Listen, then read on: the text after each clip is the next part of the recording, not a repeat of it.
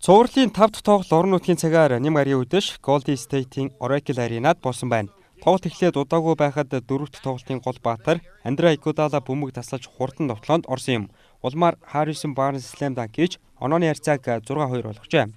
Эхний үед талбайн зочин Cleveland Cavaliers 22 оноо авсан бол Golden State ч мөн 22 оноо авсан юм. Зочдоос эхний үед J.R. Smith Draymond Green-ийг санаатайгаар мөргсөн бөгөөд ширүүн уур амьсгалтай тоглолт үргэлжилсэн юм а.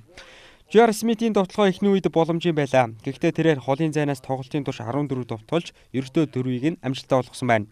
Дасгалжуулагч Дэвид Блат Орос тоглогч Тимофей Мозговыг ердөө 9 минут тоглуулсан. Харин Майк Миллерийг 13 минут тоглуулсан ч ердөө 3 оноо авчээ. Эхний хагас 51-50 харьцаатай Golden State-ийн 1 онооны илүүтэй дууссан. Харин 3 дугаар үеэс эхэлж удирдлагын MVP Стефен Curry-ийн довтлогоонууд ээлж дараалан байндаа тусч байжээ. Curry өнөөдөр Делавидовагийн эсрэг шилдэг тоглолтыг үзүүлсэн.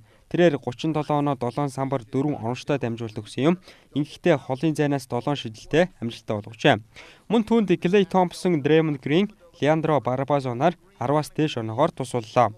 Харин Cleveland-ийг нуруунд дээр үүрч яваа LeBron James өнөөдөр 40 оноо 11 оновчтой дамжуулалт 14 самбараас бөмбөг авалт хийж энэ цувралын 2 дахь triple double хийжээ.